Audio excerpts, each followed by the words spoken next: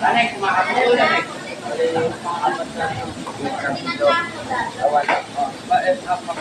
Tingnan lang mo lang, hindi lang.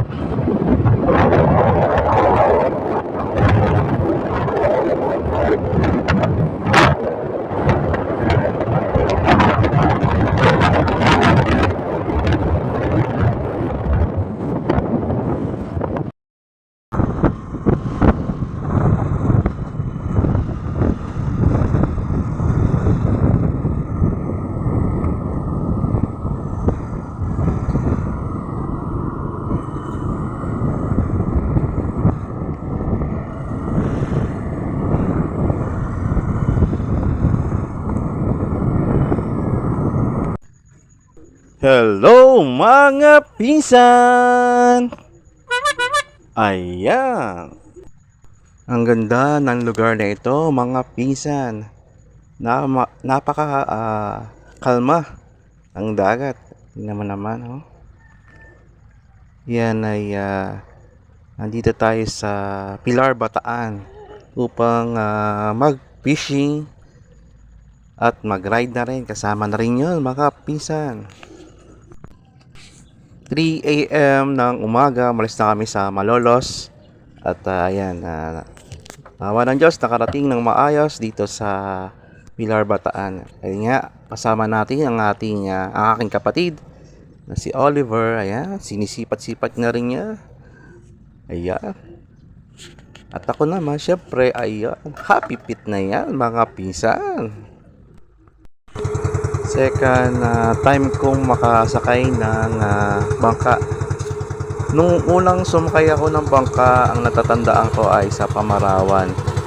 Ayun, nilubog kami. Nilubog kami, promise. Buti na lang malapit doon sa kabahayan, sa Pamarawan, Malolos. Kung taga Pamarawan ka, shoutout sa inyo mga pinsan. Ayan. Sa putong ito, nakarating na kami doon sa spot na merong mga isda na bakokok o iba-iba pong mga isda dyan na nandiyan mga pinsan. Siyempre, si Utol, ayan, nakasapul ka agad. Fish on. Ang saya mga pinsan, subukan nyo mamungwit. Ayan, tingnan nyo. Unang nahuli ko yung buteteng dagat. Yung butete. Ayan, tawa na ako niya mga pinsan. Napakahirap talaga matuto doon sa rod. Pero fishing rod. Pero saan-saan pa yan, maayos din natin, makukuha din natin yan mga pinsan, ano. Yun, lumipas din yung mga oras. Ayun, nakahuli din naman ako ng mga isda. May maliit, may malaki. Ayun, napakagandang species ito mga pinsan, lalo kakaiba. Ayan, mga pag fishing ito. Ayan. Enjoy talaga mga pinsan. Napakaganda rin ng view dito sa Pilar, Bataan mga pinsan. Pag may pagkakataon kayo, ayun, pasyal din kayo dito mga pinsan. Ayan. Yeah, salamat bro Oliver. Sinama mo ako sa iyong hobby ng fishing. Sa puntong ito, ayan, pauwi na kami mga pinsan. Super enjoy, pagod at saka hilo ang aking nadarama dito. Kasi ayun nga, madaling araw kami umalis from Malolos to Bataan.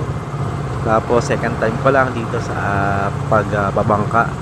Sa una lang naman mga pinsan, kaya kung kayo ay susubok, ayun, ihanda mo ang iyong sarili mga pinsan. Kasi syempre nasa dagat tayo, maalon, may mga alon na malakas, may mahina rin, mga ganyan. Balik na nga kami ng Malolos at nakita ko yung isang bus na ito, ang kanyang pangalan ay Hernandez. Sabi ko kay Utol, Tol, may bus na pala tayo, Tol. Ayan. Bakbakan tayo na to mga pinsan. Ayan. 4 hours naging biyahe namin from Bataan to Malolos naman, no? Ayan, bahay time. Pinapakita nga namin yung aming huli sa aming nanay. Ayan, pineplex na rin ni Oliver lahat ng kung ano yung nahuli namin. Ayan, may mga malalaki, may maliliit. Ayan. Sabi ng nanay ko, may nahuli ka ba? Sabi ko naman, syempre naman, Nay, meron. Maliliit. Ayun lang mga pinsan, hanggang sa muli mga pinsan, ano. Napakagandang experience ito mga pinsan. Kaya susunod, samahan nyo uli kami sa aming adventure. Bye bye.